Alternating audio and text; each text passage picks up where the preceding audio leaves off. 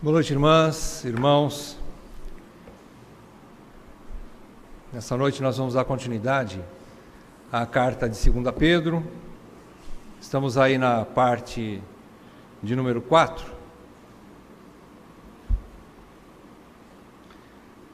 Nós vamos ler o texto que nós vamos estudar antes de nós projetarmos aqui um pequeno vídeo de algumas ações que algumas igrejas estão promovendo nesses últimos dias, com a mesma preocupação, eu acredito, que Pedro estava tendo naquela época dele. Vamos ler primeiramente o texto de Pedro, 2 Pedro, capítulo 2. Nós vamos estudar hoje sobre o ataque dos falsos mestres. Então é capítulo 2, só que nós não vamos estudar todo o texto que Pedro fala sobre as características, as ações e o fim desses falsos mestres. Nós vamos estudar só uma parte, vamos até o versículo 9, 2 Pedro 2, de 1 a 9. Vamos ler? Diz assim: Assim como no meio do povo surgiram falsos profetas, assim também haverá entre vós falsos mestres, os quais introduzirão dissimuladamente heresias destruidoras, até ao ponto de renegarem o soberano Senhor que os resgatou, trazendo sobre si mesmos repentina destruição. E muitos seguirão as suas práticas libertinas, e por causa deles será infamado o caminho da verdade. Também, movidos de avareza, farão comércio de vós, com palavras fictícias. Para eles, o juízo lavrado há longo tempo não tarda, e a sua destruição não dorme. Ora, se Deus não poupou anjos quando pecaram, antes, precipitando-os no inferno, os entregou a abismos de trevas, reservando-os para juízo, e não poupou o mundo antigo, mas preservou a Noé, pregador da justiça, e mais 7 pessoas quando fez vir o dilúvio sobre o mundo de ímpios, e, reduzindo a cinzas as cidades de Sodoma e Gomorra, ordenou-as à ruína completa, tendo-as posto como exemplo a quantos venham a viver impiamente. E livrou o justo Ló, afligido pelo procedimento libertino daqueles insubordinados, porque este justo, pelo que via e ouvia, quando habitava entre eles, atormentava a sua alma justa cada dia, por causa das obras iníquas daqueles. É porque o Senhor sabe livrar da provação os piedosos e reservar sob castigo os injustos para o dia do juízo. Vamos fazer mais uma oração antes de nós vermos o vídeo. Ó Deus, diante dos nossos olhos, das nossas mentes e dos nossos corações está a Tua palavra, e nós clamamos mais uma vez pelo Teu Espírito Santo, que Ele nos conduza nesse estudo, que essas verdades nos alertem, Senhor, abra os nossos olhos, desvende a nossa cegueira espiritual, e assim faça com que nós tenhamos atenção ao que ocorre ao nosso redor, e especialmente dentro do nosso rebanho. Senhor, ajuda-nos, Senhor, para que a Tua igreja não pereça diante dos ataques externos e também dos ataques internos, mas que ela seja preservada, pois ela é a Tua noiva, Senhor. Assim nós te pedimos, e pedimos que o Senhor nos conduza nesse caminho de perseverança. Nós rogamos isso em nome de Jesus. Amém, Pai. Amém. Amém. Vamos observar esse vídeo?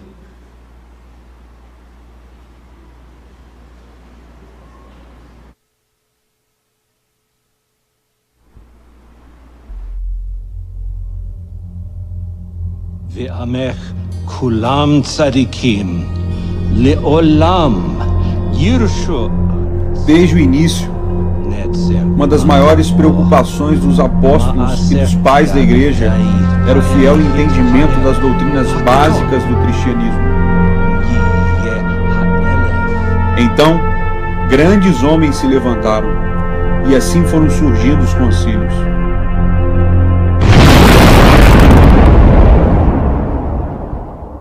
Na Idade Média, um tempo de escuridão assolou a Igreja.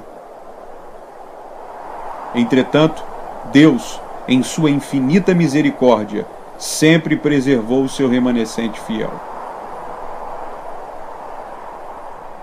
Hoje, a Igreja também não vive um crescimento saudável.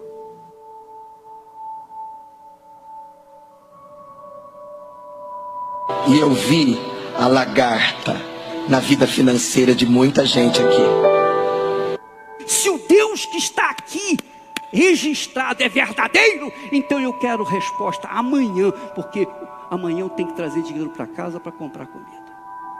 Meu Deus, eu quero dinheiro, mas eu quero muito dinheiro. Eu já tive experiências diante de problemas, diante de demônios manifestados diante de mim, que só com o nome de Jesus não funcionou. Mas eu me revoltei e mandei aquele demônio embora. Corra do teu lugar agora, porque eu tenho que terminar, senão vai ficar muito tarde o culto. Sai do teu lugar e corre aqui, porque quem me tocar hoje vai ser curado. Amados, enquanto me empenhava para vos escrever acerca da salvação que nos é comum, senti a necessidade de vos escrever, exortando-vos a lutar pela fé entregue aos santos de uma vez por todas. Porque certos homens se infiltraram entre vós, sem que fossem notados. Desde há muito tempo, eles estavam destinados para o juízo. São homens ímpios que mudam a graça de nosso Deus em libertinagem e negam o nosso único, soberano e Senhor Jesus Cristo.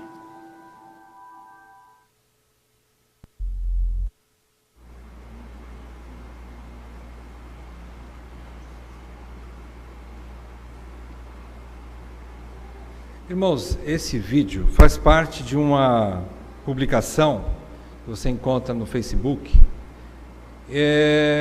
a respeito de uma conferência que vai ter em breve, de um grupo, uma conferência que recebeu o nome de Reverentes. O objetivo desses irmãos, dessas igrejas, inclusive alguns renomados irmãos vão estar lá presentes nas pregações, é para alertar a igreja brasileira a respeito da heresia e da presença de falsos mestres no meio do povo de Deus. É um movimento que sempre teve na vida da igreja, necessário, ele é vital para que a igreja permaneça saudável, e a gente percebe que essas palavras que vocês viram no final são textos de Judas, na carta de Judas, mas ele é muito semelhante ao texto que nós estamos estudando, embora a gente não tenha lido o capítulo 2 completo, de Pedro, de 2 Pedro, mas é o que Judas fala. Ele fala de uma maneira bastante firme e forte contra os falsos mestres. Irmãos, é uma preocupação da igreja brasileira, da verdadeira igreja brasileira. É lógico, isso se espalha por todo o mundo, mas nós estamos falando dentro do nosso contexto. Então existem movimentos já preocupados com isso, estão, como nós vimos aqui, é um vídeo promocional deste evento que vai ter no Brasil, de um grupo chamado Reverentes, ou a conferência chamada Reverentes, né? Então, para nós, eu trouxe isso só para a gente poder ter um pequeno pano de fundo a respeito da nossa realidade. Se Deus, na sua bondade, sempre levanta pessoas sérias que querem um viver bíblico, a igreja caminhando sob a luz da Bíblia, e dentro da igreja, pela sua graça e soberania, Deus levanta pessoas que a edificam sobre a verdade, que é o objetivo de Deus. Existe também, por outro lado, a parte do joio, né? Que é misturada no meio do trigo, e que não se manifesta assim de uma maneira muito clara e nem rápida, mas com o tempo ela vai expressando, vai se fazendo conhecido, essa segunda linha, digamos assim, que seriam os hereges, ou as pessoas que, embora estejam dentro do corpo de Cristo, embora estejam dentro da igreja, mas não pertencem à igreja. E são palavras fortes como essa que nós vamos estudar nessa noite, e inclusive a que nós já estudamos na carta de Judas.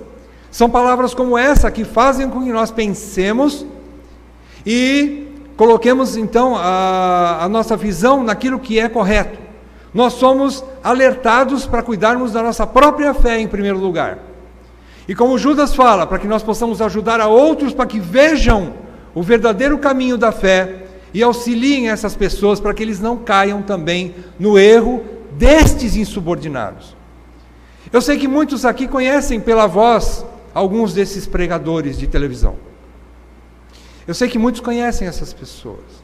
Não é o objetivo aqui, até porque também eu não sei o nome direito dessas pessoas, mas denunciar abertamente. Mas no tempo certo faremos isso, porque faz parte da vida cristã, dar nome aos bois.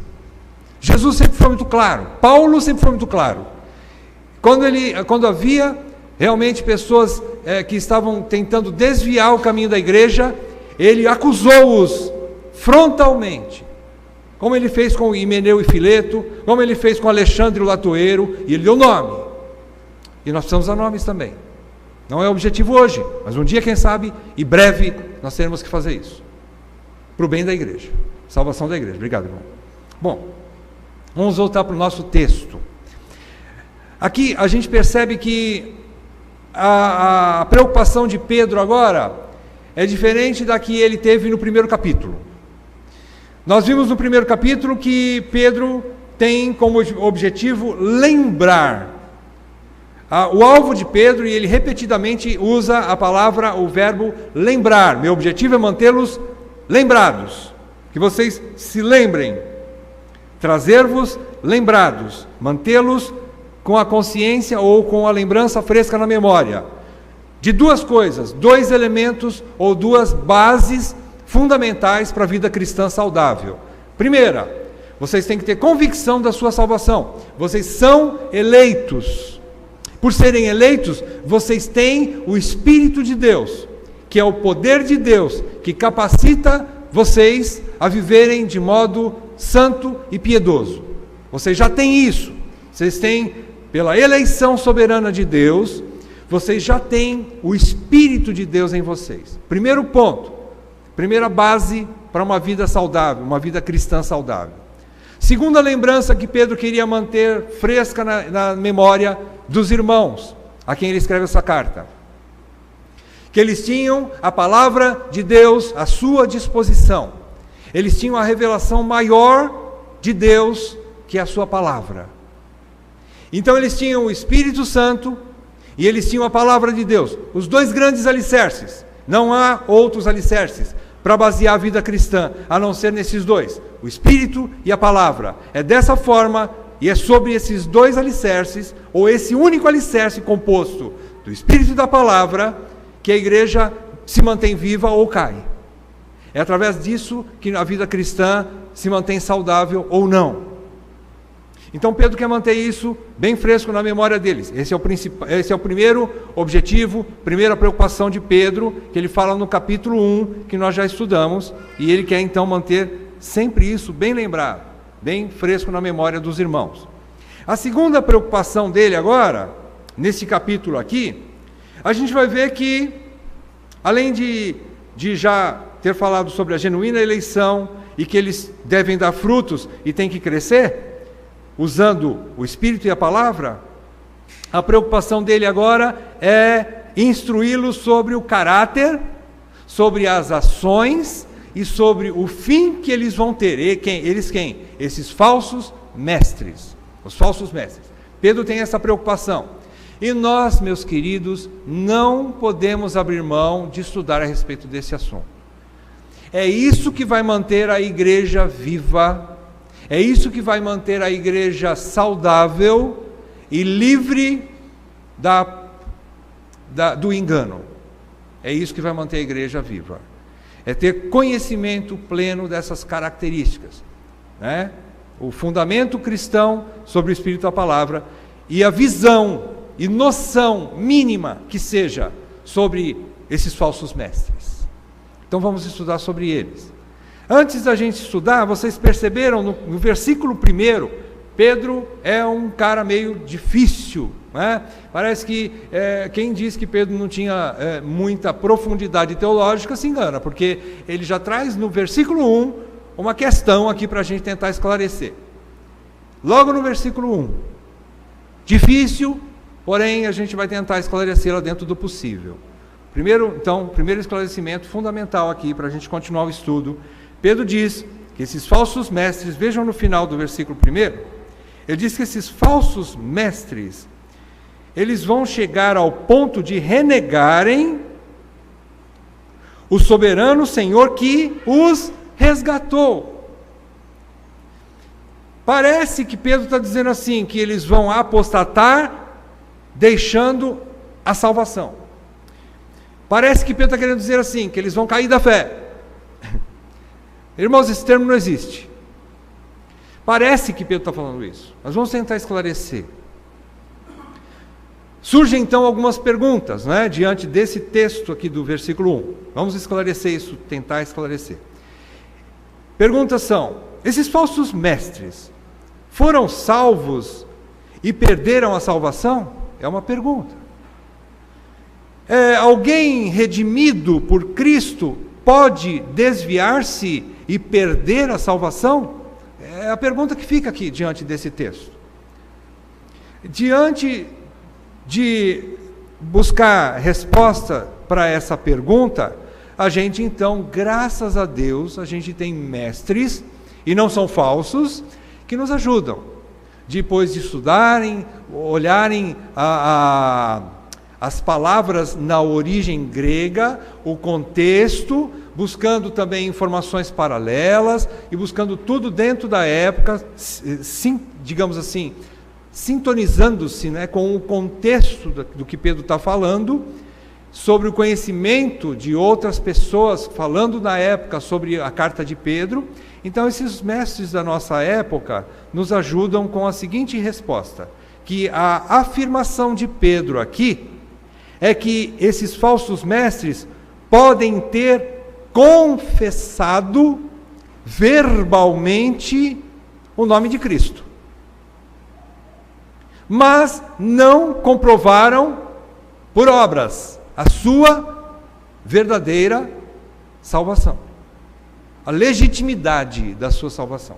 Então eram mestres ou pessoas que estavam no meio daquelas igrejas e que se diziam crentes, que confessavam de boca o nome de Jesus como seu Senhor, porém não viviam comprovando o senhorio de Cristo em suas vidas. E a melhor base que nós temos para isso são as próprias palavras do Senhor Jesus.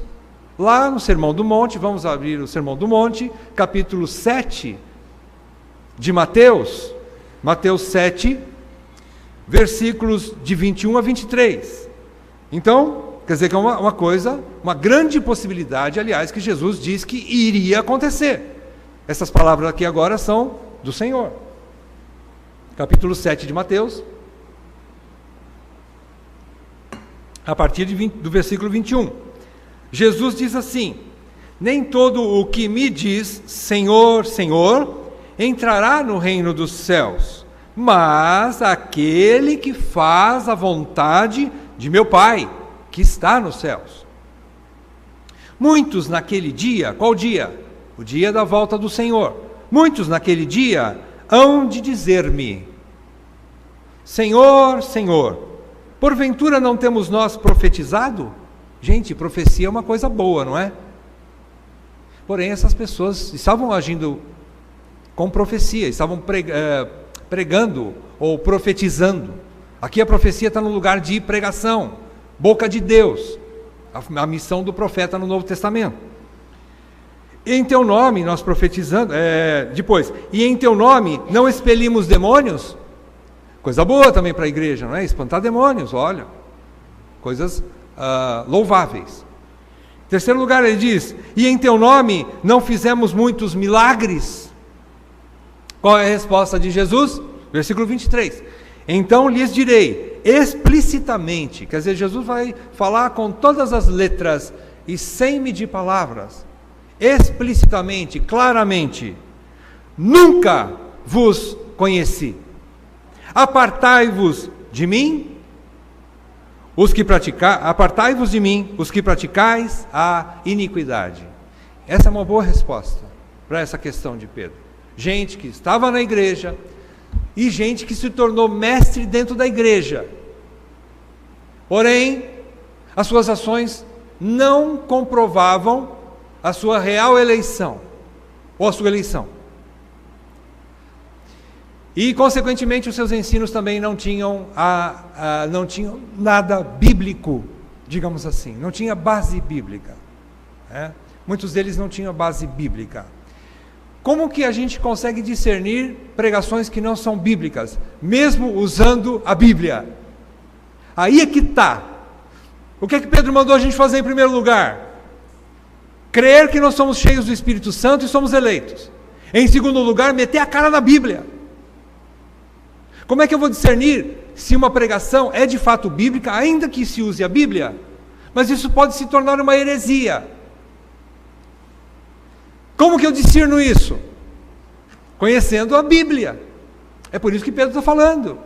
Vocês precisam ter mais intimidade com a palavra de Deus. E é dessa forma que vocês vão discernir o engano, a heresia de uma boa pregação. É assim que você vai discernir. Então esse é o primeiro ponto. Outra coisa que nos dá um descanso no nosso coração é que, por outro lado, os verdadeiros eleitos pelo Pai, redimidos pelo Filho, eleitos pelo Pai, redimidos pelo Filho e selados pelo Espírito Santo, jamais perecerão. Quem disse isso? Jesus. João, capítulo 10, versículo 28, um dos textos, existem vários, mas essas palavras de Jesus são altamente consoladoras, porque Jesus diz assim, João 10, 28, eu lhes dou a vida eterna, ponto e vírgula, jamais perecerão, e ninguém as arrebatará da minha mão. Jesus diz que Ele é o bom pastor, que as suas ovelhas o conhecem e que essas suas ovelhas jamais perecerão, porque ninguém poderá tirá-las das suas mãos. A resposta então é que esses falsos mestres eram falsos. Eles estavam no meio do povo, como a parábola do joio e do trigo que Jesus conta.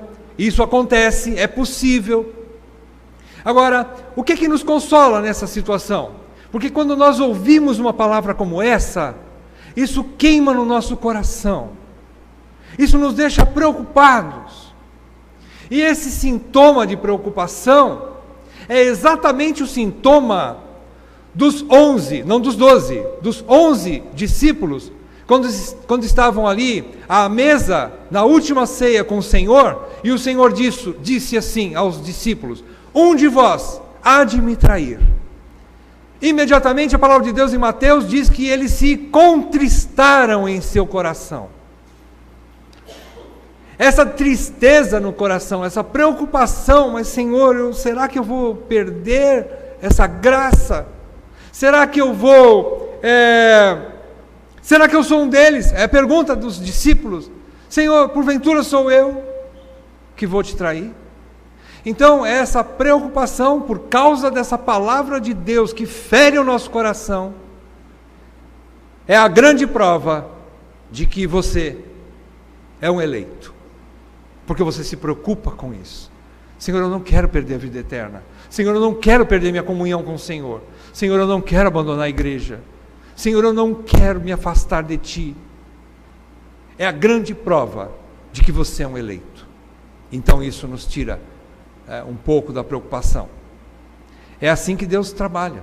E é isso que nós vamos estudar nesse texto de hoje, de 1 a 9.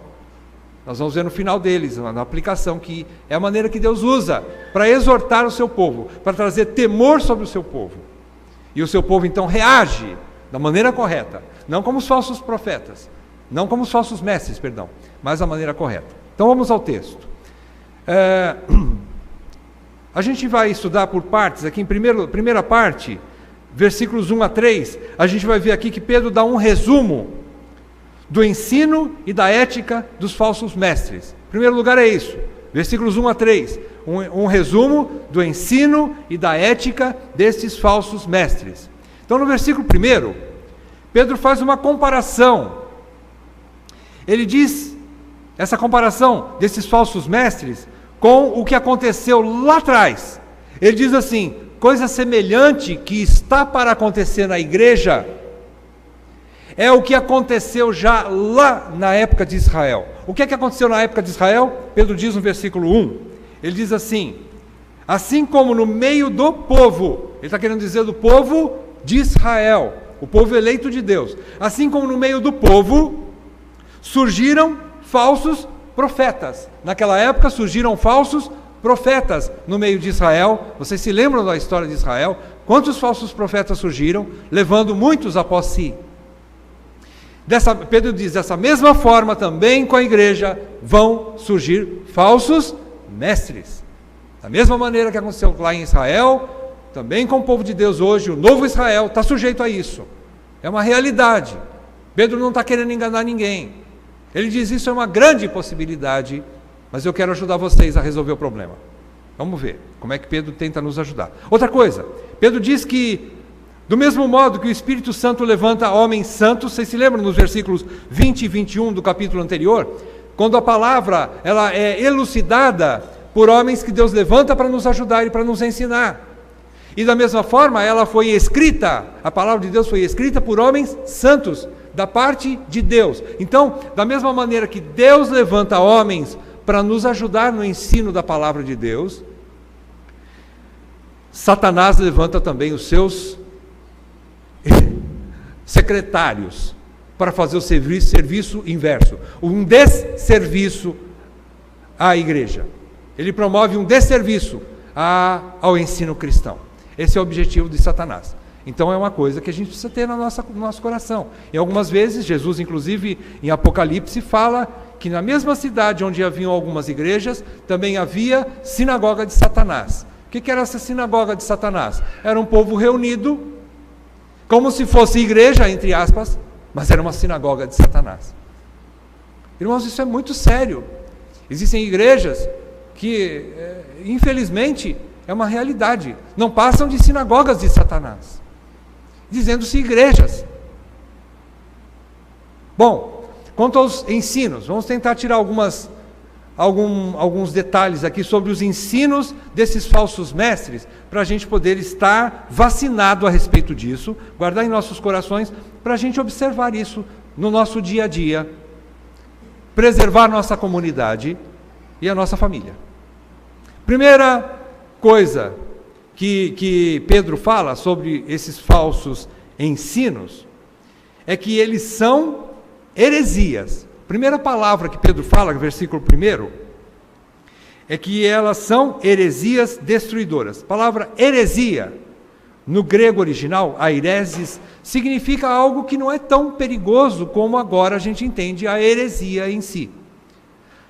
A palavra original significava assim, que você tem a liberdade de escolha, ou você pode escolher livremente aquilo que você crê.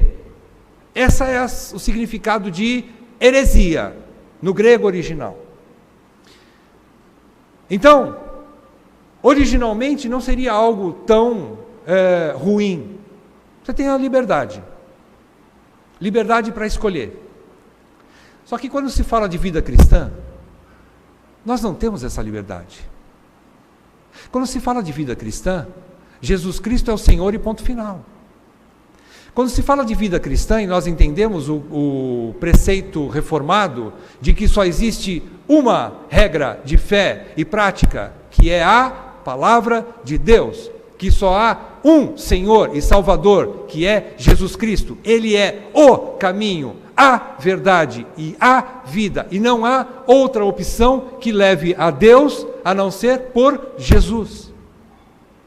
E os hereges, os falsos mestres naquela época estavam dizendo assim, olha, existe uma liberdade de escolha, você pode escolher Jesus, mas você pode escolher uma outra possibilidade, uma outra alternativa para ser salvo. Era essa a ideia que estava reinando naquele período de Pedro. E hoje não está muito diferente. Então essa era a ideia aqui. Você tem a liberdade. E eles refutavam então a verdade absoluta do Evangelho de Cristo. É só através da palavra que nós somos salvos, é só através da palavra que nós crescemos, e é só através da palavra que nós conhecemos o que é verdadeiro e o que é falso. Nós reconhecemos que o único Senhor e Salvador é Jesus Cristo, e só há um Deus, e Ele age em três pessoas, sendo uma só essência, a única essência é o Deus triuno, Pai, Filho e Espírito Santo. Com funções diferentes em cada pessoa, porém em uma só pessoa. Então, tudo isso, eles queriam jogar confusão. E dizer assim, olha, existem outras alternativas. Então essa é a primeira palavra, é um ensino herético, ou seja, são heresias. O ensino desses hereges era que as pessoas poderiam escolher a linha de crença. E pior ainda, meus irmãos, acrescentando ainda, além deles poderem escolher o Senhor deles, digamos assim, né, para o caminho da salvação, consequentemente, a fé era abalada e a regra de prática também não tinha. Eles não prestavam contas para ninguém, não tinha regra. Eles viviam do modo que queriam. Já que não tem um Senhor absoluto, eu também não tenho uma regra absoluta de prática. Eu vivo do jeito que eu quero, eu faço o que eu quiser, e ninguém tem nada a ver com a minha vida. Vocês já viram algo semelhante? Infelizmente isso tem muito dentro de próprias igrejas que se dizem evangélicas.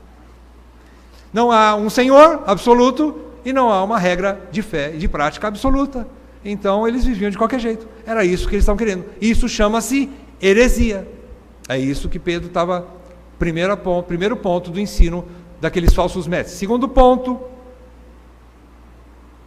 que esses ensinos eram progressivos, no mau sentido. Porque Pedro diz que eles se infiltravam, eles se introduziram dissimuladamente, através dessas heresias destruidoras, até ao ponto. Vejam, esse termo de Pedro está dizendo que essa heresia foi entrando devagarzinho, foi entrando dissimuladamente. O que significa a palavra dissimuladamente? Significa de uma maneira mascarada, ela não expressa a realidade, ela está disfarçadamente, é como se fosse um espião.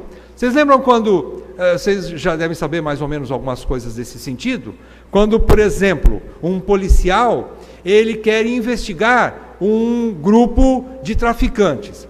Ele se infiltra, às vezes alguns se infiltram, não é? E vivem por um período lá no meio deles, como se fosse igualzinho um traficante. Para quê? Para poder pegar informações, para trazer para a inteligência da polícia, para que eles tenham ação correta no combate do crime, daquele crime.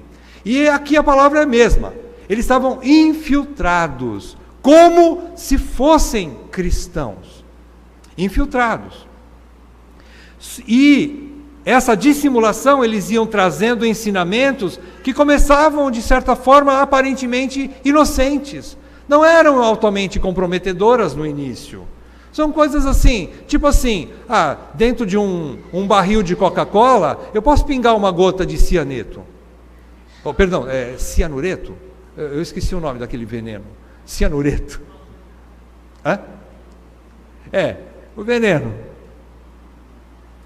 Mas aos pouquinhos ele ia acrescentando um pouco mais. Dissimuladamente, e ao ponto de chegarem até a renegar a Jesus Cristo.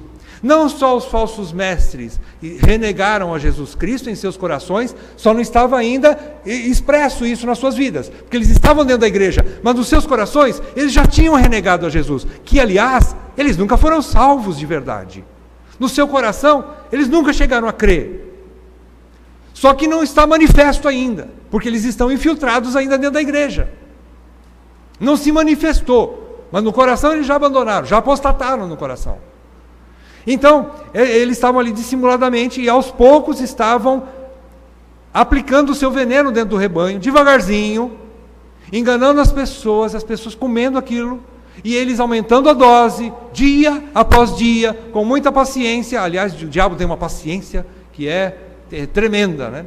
Para poder chegar aos seus objetivos, né? E assim, eles vão progredindo, engodando, eles vão enredando, é como uma teia de aranha, é uma volta por dia. Mas eles vão enrolando, eles vão prendendo, e as pessoas não estão percebendo, mas eles estão sendo engodados, estão sendo enrolados, estão sendo presos. E devagarzinho, quando eles perceberem, essas próprias pessoas que eram membros de igreja apostataram, renegaram o Senhor, igualzinho os seus mestres. E é assim que aconteceu. Então esse é o segundo ponto aqui. Terceiro ponto, diz que essas heresias esses ensinos são destruidores.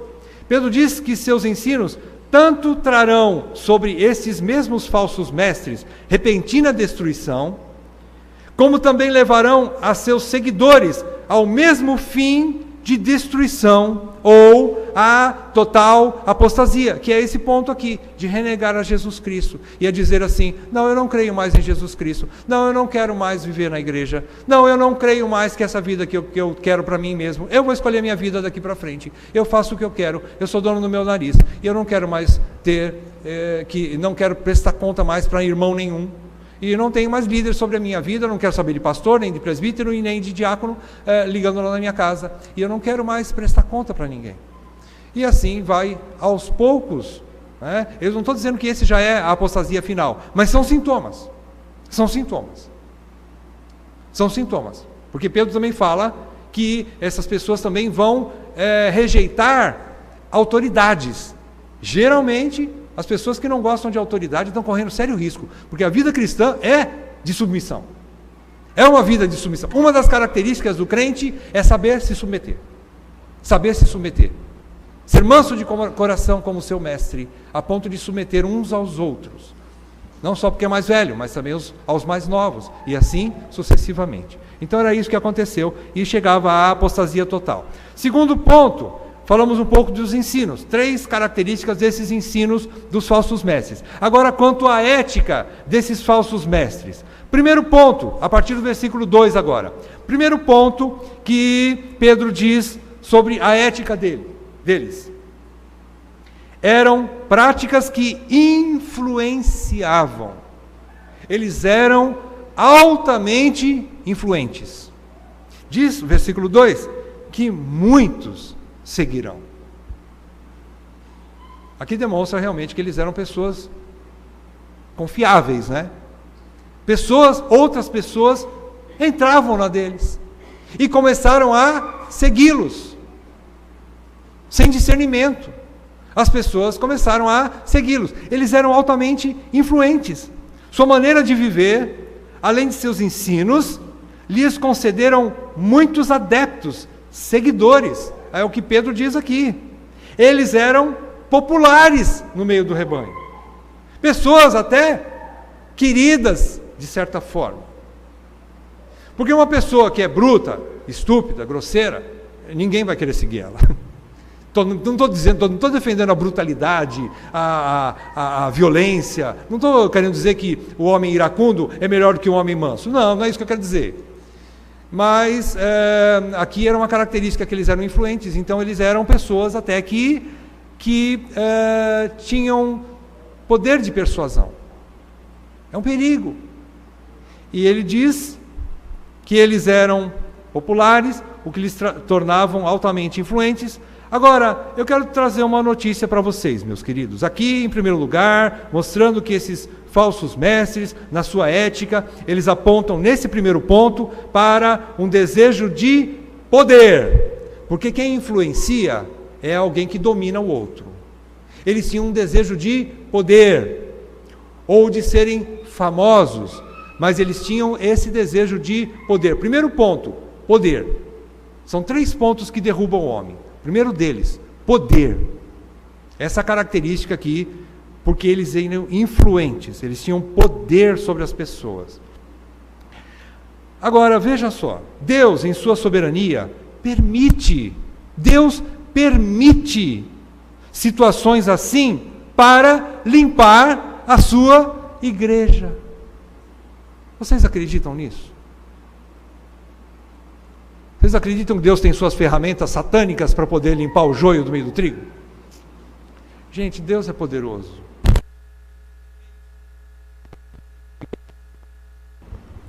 Oi? Ele usa, desculpa, não vou bater mais um pouco. Deus usa de meios que nós não compreendemos. Mas é assim que Ele faz para limpar a sua igreja. Se você vê em 2 Timóteo, eu vou ler para vocês rapidamente, 2 Timóteo, capítulo 4, versículos 3 e 4. 2 Timóteo 4, versículos 3 e 4, Paulo estava passando a mesma situação de Pedro, e a mesma preocupação, e ele ensina Timóteo a ajudar os seus irmãos para tomarem cuidado com os falsos mestres. Mas só que agora Paulo fala do outro lado da moeda. Se existem os falsos mestres, também existem os falsos discípulos. E ele fala em 2 Timóteo, capítulo 4, versículos 3 e 4. Diz assim: pois haverá tempo em que não suportarão a sã doutrina. Não vão querer ouvir a verdadeira palavra de Deus. Quem são esses? Falsos membros. Ele não está falando de falsos mestres aqui. Ele está falando de falsos membros de igreja. Não suportarão a sã doutrina. Pelo contrário, cercar-se-ão de mestres. Só que quem são esses mestres? Mestres segundo as suas próprias cobiças, como que sentindo coceira nos ouvidos. Versículo 4: e se recusarão a dar ouvidos à verdade, entregando-se às mentiras, fábulas. Irmãos, é assim que Deus limpa a sua igreja. Ele levanta a gente do lado da mentira, do engano, para levar embora aqueles que pertencem a esse lado. É dessa forma que Deus limpa a sua igreja. Irmãos, isso é tremendo. E é uma grande verdade. Então, primeiro ponto aqui é o poder. Eles tinham poder, eram altamente influentes. Segunda ética deles, essas práticas eram práticas libertinas, diz no versículo 2, práticas libertinas. O que significa esse termo, práticas libertinas? Aliás, eles eram muito leais a essas práticas deles, viu? Eles eram muito fiéis a essa prática dele. Né? Eles tinham uma doutrina, é a doutrina herética, mas eles seguiam à risca. Eles eram fiéis. Depois nós vamos ver mais para frente algumas características dela. Bom, mas essas práticas libertinas significam, no grego original, uma vida imoral sem pudor. Prática libertina é isso. Prática libertina é uma vida, um comportamento sexual sem nenhuma vergonha. Esses falsos mestres já nem sequer tentavam mais esconder as aparências de sua vida promíscua. Eles não tinham mais vergonha na cara. Eu vou praticar isso mesmo e se o pessoal ficar sabendo, que fique. Para mim não me interessa mais, eu não tenho mais preocupação quanto a isso. Já não tinham mais preocupação, já não havia mais pudor, não se importavam mais com a sua própria reputação. Eles tinham uma vida libertina. Isso que significa aqui. Então veja, irmãos, o perigo, não é? Então, se o primeiro ponto era que eles buscavam poder, agora, sabe o que eles buscavam? Sexo, verdade. É uma característica, parece um pouco pesado, mas é isso mesmo que significa aqui. Essa prática libertina é buscar uma vida sexual promíscua. Já não tem mais limites quanto à vida sexual dessas pessoas.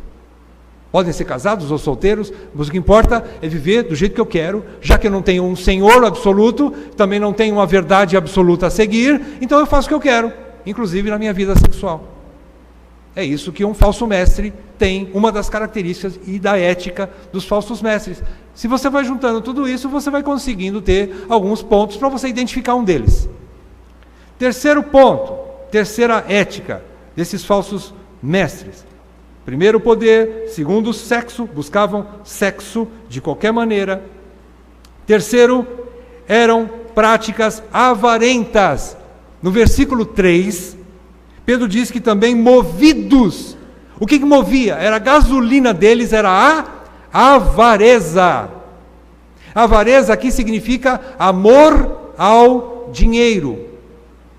Mas na verdade, também no original grego, ela avança um pouco mais. O primeiro ponto da avareza ainda permanece, mesmo na época de Pedro, era assim. Primeiro ponto, amor ao dinheiro. Eram pessoas que cobiçavam grana. Nós vimos aqui uma dessas pregações, aqui um trechinho, né? Amanhã eu quero dinheiro, e quero muito dinheiro.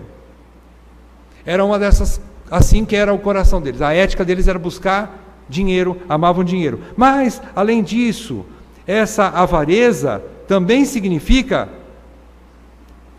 uma ânsia de possuir aquilo que o homem não tem o direito de desejar. Então, era querer, além de dinheiro, ganhar dinheiro de formas ilícitas, ou muito dinheiro, e nunca estar satisfeito com o dinheiro que já tem, era querer coisas, e muitas vezes, mulheres dos outros irmãos. Era assim. Paulo também tem o mesmo problema, quando ele fala a Timóteo, ele mostra para Timóteo, vocês têm que tomar cuidado, porque no meio, desculpa, é para Tito que ele escreve, ele ensina a Tito, e ele fala assim, porque no meio de vocês, esses mestres vão se levantar, e vão enganar mulherinhas, carregadas de pecado, que aprendem sempre, mas nunca chegam ao conhecimento da verdade. E essas mulherinhas, que estavam no meio da igreja, se envolviam sexualmente com esses falsos mestres. Era assim que acontecia. E nós não estamos isentos disso. Da mesma forma. Então eram homens cheios de cobiça, que distorciam a verdade, usando palavras fictícias. Vejam que Pedro termina o versículo, aliás, no meio do versículo 3, diz que eles enganavam, fazendo comércio de vós, com palavras fictícias. O termo aqui significa palavra de plástico. Na época de Pedro não existia plástico, mas hoje, trazendo para nós, é isso que significa. Ou seja, são palavras que não alimentam ninguém. Eram vazias, não tem significado, não tem conteúdo e nem base. E com essas palavras, ainda assim, eles conseguiam enganar as pessoas. Por quê? Porque essas pessoas queriam ouvir aquilo. Lembram-se do texto de Timóteo, que a gente ouviu agora há pouco? Tem pessoas que querem ouvir isso, porque tem coceira nos seus ouvidos, porque não quer ouvir a verdade.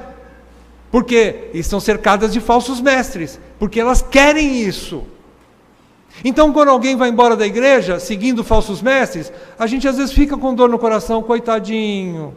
Foi enganado, é verdade, dói um pouco no coração, mas no fundo a gente tem que perceber que Deus está limpando a igreja, que em segundo lugar ele está indo para onde ele quer ir, ele não está indo forçado, ninguém pôs o revólver na cabeça dele e falou, agora você vai me seguir. Não, ele vai porque ele quer, porque ele tem esse desejo no seu coração igual do mestre, ele encontrou no mestre alguma coisa melhor do que ouvir a verdade bíblica dentro de uma igreja. E assim ele some. É assim. Segunda parte agora. Vamos rápido.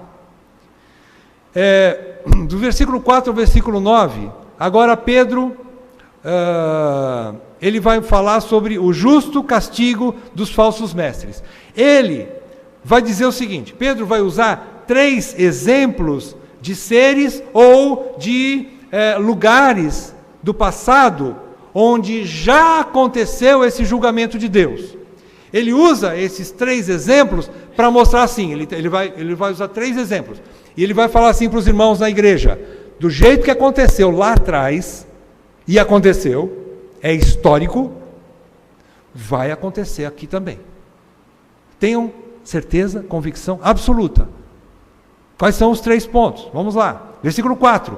Primeiro ponto que Pedro fala, são sobre os anjos que pecaram e foram expulsos dos céus. Versículo 4 diz que Deus não poupou esses anjos quando pecaram, antes precipitando-os no inferno, os entregou a abismos de trevas, reservando-os para juízo. De onde Pedro tirou isso? Provavelmente de livros apócrifos da época, porque Judas também no capítulo 6 da sua carta fala a mesma coisa. que tiveram certo momento na eternidade passada, que nós não sabemos direito, um momento em que anjos pecaram contra Deus pela sua soberba e foram lançados no inferno. E isso é um fato. Nós não temos documentos que comprovem isso. Alguns dizem que está relacionado com o texto de Isaías 14, de 12 a 15, que fala sobre o rei da Babilônia.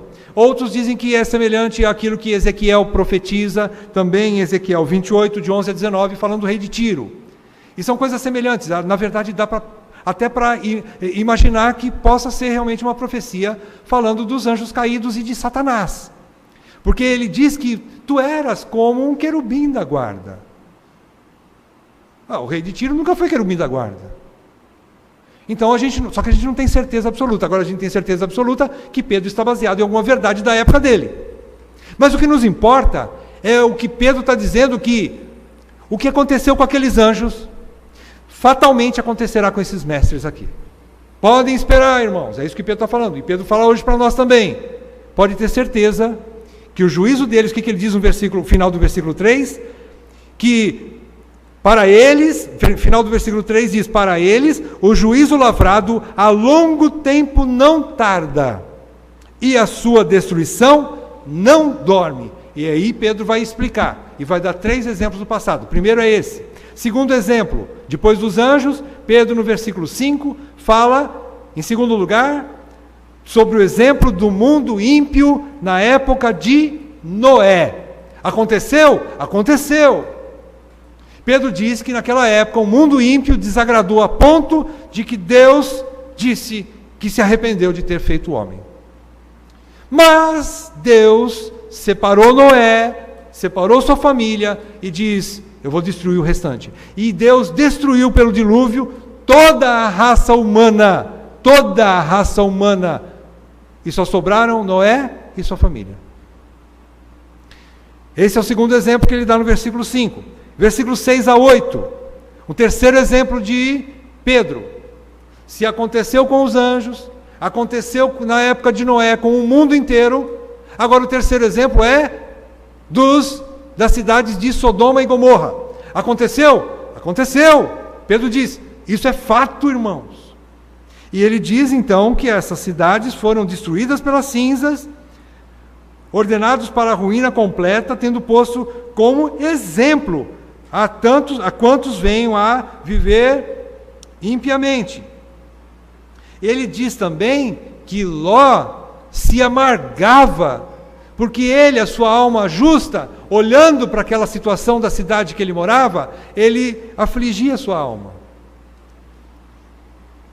Sua alma era atormentada olhando para aquela vida que ele vivia ali ao redor dele. Ele ficava atormentado com aquilo. Então Pedro diz, Deus poupou Ló, mas destruiu as cidades de Sodoma e Gomorra. E desse jeito, esses mestres também vão ser destruídos. E os seus seguidores também vão ser destruídos. Então é isso que Pedro está querendo dizer aqui.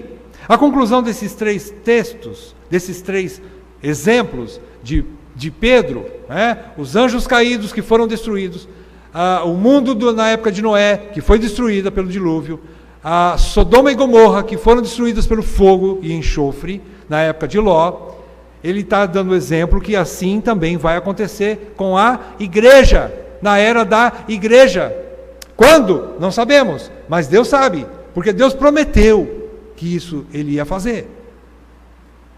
A conclusão é essa: se Deus agiu com justiça e ira santa, destruindo os libertinos e desobedientes, mas poupou os seus eleitos no meio deles, ele finalmente o fará novamente no último dia. Deus fará, talvez antes, não sei, ou no último dia, ele fará definitivamente, de fato. Podem ter certeza absoluta disso, irmãos. Como foi na época do passado, nesses 3 exemplos, um dia acontecerá também essa destruição total dos falsos mestres com os seus falsos discípulos. Vai acontecer. Concluindo, como é que a gente fecha isso tudo aqui? Bom, a gente pode fechar com algumas aplicações ou conclusões, Em primeiro lugar, entendendo que há uma palavra de consolo aqui. Essa palavra de consolo está exatamente no versículo 9. Porque o versículo 9 diz assim: é porque o Senhor sabe livrar da provação os piedosos e reservar sob castigo os injustos para o dia do juízo. Queridos, Deus nunca destruirá um grão de trigo no meio do joio. Não fará isso, absolutamente. É uma palavra consoladora. Deus sabe distinguir. Ora, o Espírito dele está em nós, o Espírito dele é o selo, é uma marca tão visível para ele, embora não seja para nós, como o preto e o branco, como luz e trevas. Para Deus, aqueles que foram revestidos de Cristo estão tão patentes aos seus olhos, que ele não confundirá no último dia. Não confundirá. A gente precisa se consolar com essa verdade. Deus não vai destruir o verdadeiro eleito. Ele vai preservar. Ele sabe preservar. E sabe. Quando a palavra diz que sabe, é porque Deus sabe. Ele vai preservar aqueles que são seus. Ele prometeu que nenhuma das suas ovelhas seria destruída. Seria perdida. Aquelas que são ovelhas de Cristo não ficarão perdidas. Mas também, em segundo lugar, e junto com essa palavra de consolo, há uma palavra de exortação também. Há uma palavra de alerta. Por exemplo, nós não pereceremos, os eleitos, né? Vamos dizer, somos eleitos. Somos eleitos e não pereceremos. Mas nós não pereceremos se, e somente se, abraçarmos a exortação de Pedro. Qual é a exortação de Pedro? A exortação de Pedro é de nos envolvermos num relacionamento íntimo com Deus, nos envolvermos num conhecimento mais profundo da sua palavra, amadurecermos na nossa fé, crescermos na graça e no conhecimento de Jesus Cristo, através da prática das boas obras, através do congregar, através de uma vida de oração, através da comunhão com o Senhor, e através do estudo da palavra de Deus. É assim que nós vamos ficar de pé até aquele dia, que nós vamos preservar.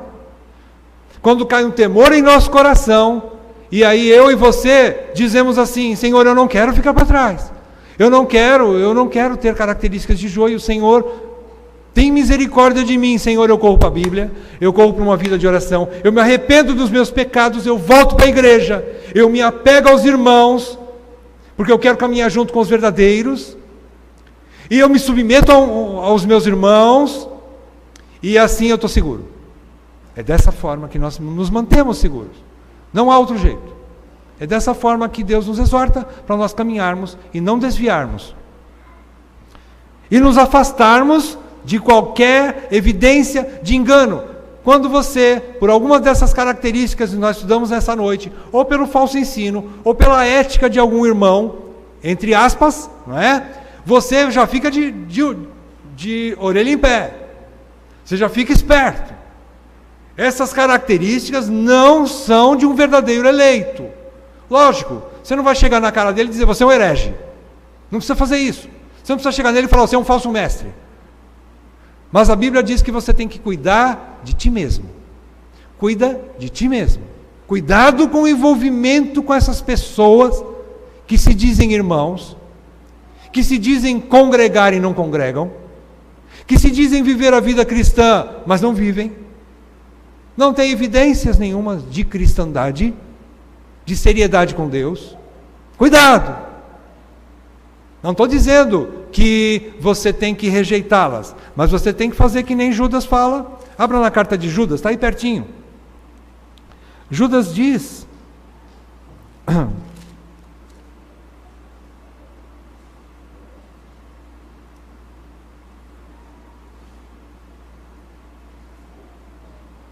Versículo 22. E compadecei-vos de alguns que estão na dúvida. Salvai-os, arrebatando-os do fogo. Quanto a outros, sede também compassivos em temor, detestando até a roupa contaminada pela carne. O que é que Judas quer dizer aqui? Toma cuidado para não se envolver muito com essas pessoas duvidosas. Porque você não está seguro sozinho. Não dê brecha para o diabo. Não dê ocasião para a tua carne. Tome cuidado. Fique esperto. Corra para o aprisco. Lá você está seguro.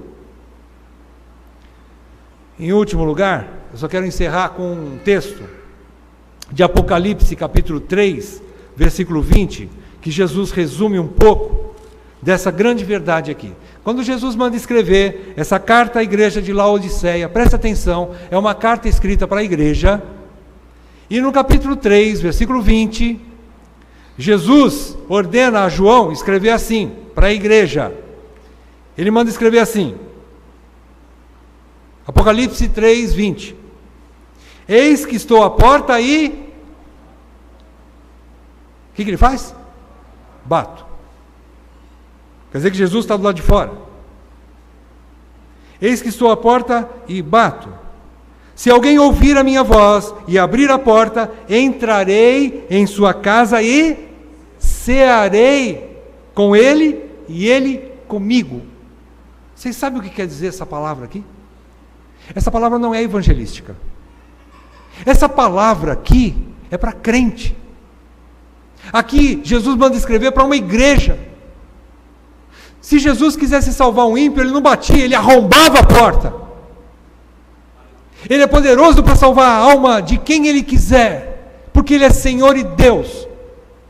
Ele não precisa que alguém abra a porta para ele entrar, não. Para salvar, não.